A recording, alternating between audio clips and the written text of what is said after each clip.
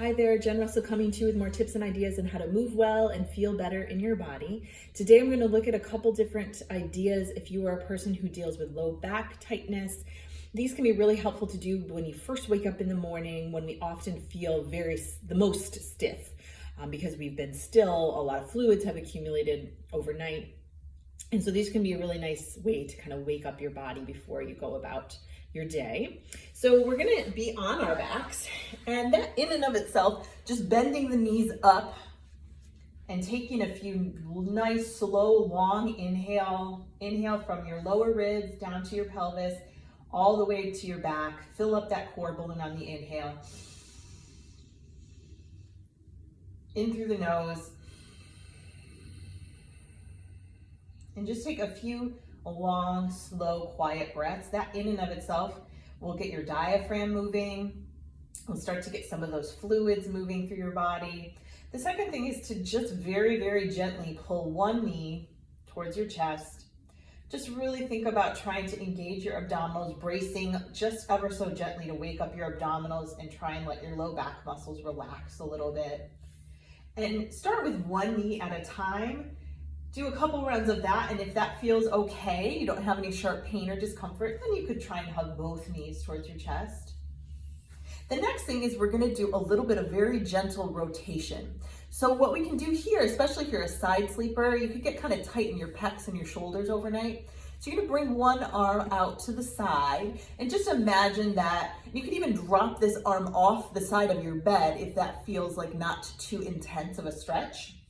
And that will help stretch out the front of the shoulder even more. And then you're gonna hug both knees towards your chest and allow them to drop to the opposite side. Again, you shouldn't have any pain. You might feel a little bit of stretching, maybe a little bit of stiffness, but hopefully no pain. What I want you to think about is the rib cage, the lower ribs on that right side if you're stretching to the left. Try and keep those down a little bit so they don't go with the hips and the legs. We're trying to get stretch between those muscles, between those areas. And you can take the opposite hand and push down so you get a little bit even more of a stretch.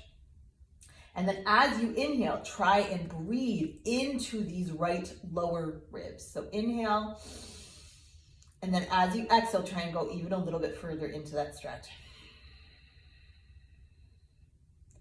And then try it on the opposite side. As you bring your knees over to the other side, engage through your abdominals to support that movement of the legs, and then allow them to drop to the other side.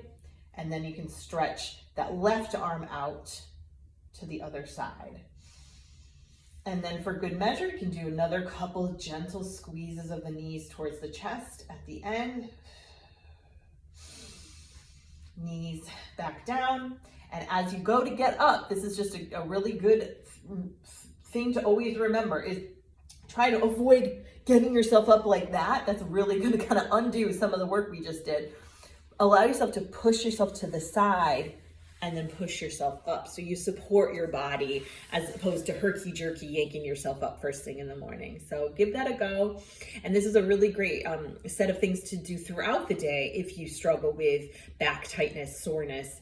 If you're doing a lot of activities where you're bending and twisting, gardening, cleaning, those sorts of things, getting down on the floor a couple times throughout the day to do this can be a really helpful thing. So give it a go. Let me know of any questions. Take care.